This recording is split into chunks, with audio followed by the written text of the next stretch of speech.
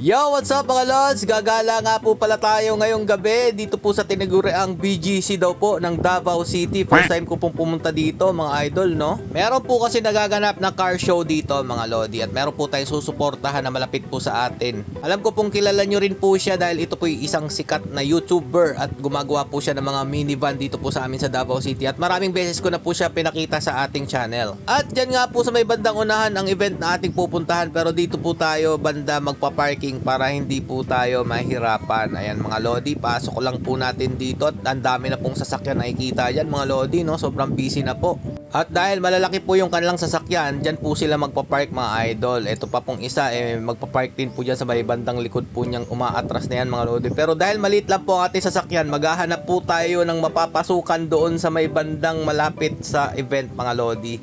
Ito po yung pinakagusto ko sa aking sasakyan, no? Dahil sobrang liit lang po niya, hindi po tayo pinapahirapan sa parking area. At eto nga mga lodi, may nakita na po agad tayo. Ayan na po mga lods. Saktong-sakto lang po ang ating sasakyan dyan dahil ito po yung minivan. Hindi po masyadong mahirap i-parking mga lodi. Yan po ang advantage ng gantong sasakyan at napaka high-tech pa po mga lodi. Kung napapansin nyo po ang nasa unahan natin, yan po ang ating pupuntang event. Sobrang dami na pong tao, parang ang saya-saya na po. Tara puntahan po natin mga lodi. Parking lang po tayo. Yo, what's up? Nandito po tayo ngayon sa ano ba tawag dito? Ngayon lang ako nakapunta dito, taga Davao ako. Manonood po tayo ng car show mga idol. Supportahan po natin si Dudong Lagan, Surplus TV. Ayan mga lodi, kasama po natin ang ating Mrs. anak. At saka nandun po yung nauna na po yung aking anak na lalaki. Ayan, sarado na natin yung ano sasakyan. So, iwan muna natin dyan si Bluey. Ayan. At yan po ang ating pupuntahan. Yan, ano tayo ng car show. Grabe, ang lawak dito. Taga Davao ako pero ngayon lang po ako nakapunta dito. Ayun yung aking panganay kasama ang kanyang lola. Balikan ko kayo mga lodi. Grabe mga lodi, ito agad ang bumungad sa atin. Sobrang gaganda po ng mga naka-lift up na mga sasakyan dito. Sobrang astig po talaga. Marami rin pong tao mga idol, no? Marami po talagang may hilig din po sa sasakyan. Kanya-kanya po sila ng pictures dyan at kasama po nila ang kanilang mga anak at pamilya. Tuwang-tuwa nga po si Kuya Maverick dito, nakakita po siya ng malalaking sasakyan. Siguro mga ilang milyon din po ang nagastos na may-ari dito para isali na po ito sa car show. Ang pangalan nga po pala ng event is B2B Car Show mga idol. O bumper to bumper. At dito po mga lods, nakikita ko na po ang sasakyan ni Idol Surplus TV. Puntahan po natin, tara. At ito nga po pala yung magiging katunggali niyang mga sasakyan dito. Para sa akin mga lods, ito po yung napakaraming sasakyan na nakita po natin sa isang car show. At dito nga pinahawak ko po muna si Mrs. ng ating camera at kasama niya po si Cassie na tinutulak po yung stroller habang hawak ko po si Kuya Maverick. Ito na, nakita na natin si Idol Surplus TV. Peace bump muna tayo dyan at napakaganda po talaga ng kanyang minivan mga idol. Ito po pala yung ginamit niya sa Manila Loop.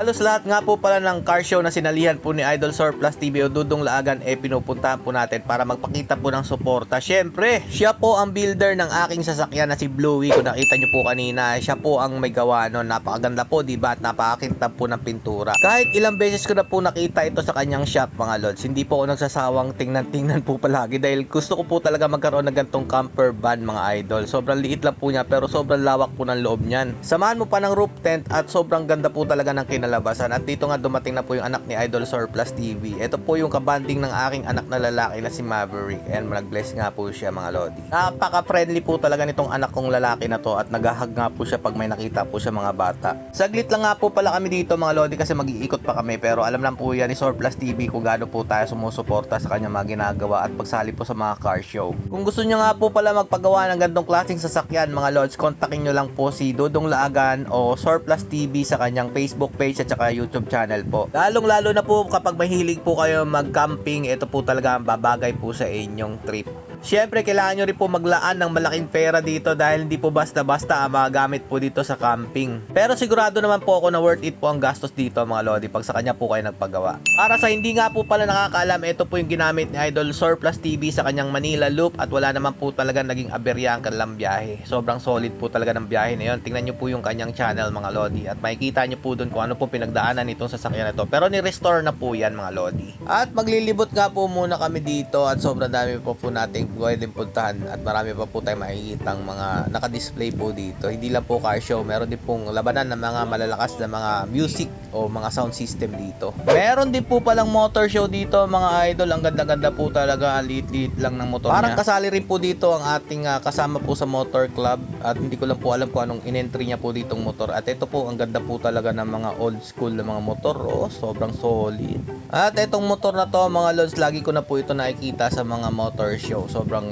dami na pong award na natanggap niyan. Sa bandang unahan po, meron din pong mga minivans. Hindi ko lang po alam kung magkapareho po sila ng kategoring sinalihan ni Idol Surplus TV, pero ito po so solid po talaga nito. Pagandahan po at payunikan ng mga design po ng mga minivans. Sobrang solid po, no? Small but terrible po talaga yung mga gantong minivan ng Japan.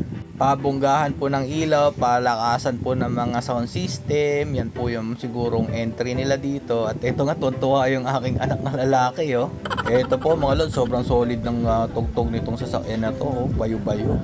Ito nga po, bago po sa aking paningin, oh. Galing din po ito ng Japan at parang mayroon pa po silang kinukumpone dito. O chine-check na po siya mga lodi. Ito po, may mga kotse rin dito na napakagaganda.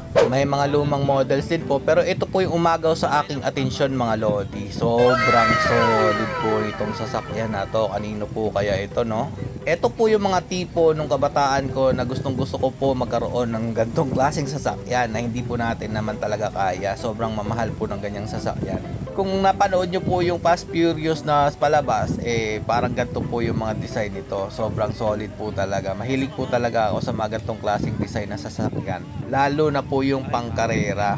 Yung Honda Civic na talagang pangarap mo nung kabataan, hanggang ngayon po yung namamayagpag pa rin. At paborito ko syempre yung kulay blue. Kaya nga po Bluey po yung pangalan ng ating sasakyan at blue rin po yung kanyang kulay. Kung makikita nyo po, ang dami po talagang dumalo dito po sa event na to. Paghahalataan po talaga na ang dami pong pera ng mga taga Davao City. Araw ng Davao nga po pala dito sa amin ngayon, kaya po meron po gantong event. At meron na nga po naging resulta ang ginawa pong car show kahapon lamang po. Congrats nga po pala kay Idol Dudong Lagan o Surplus TV, nakatanggap po siya ng mga award na ito.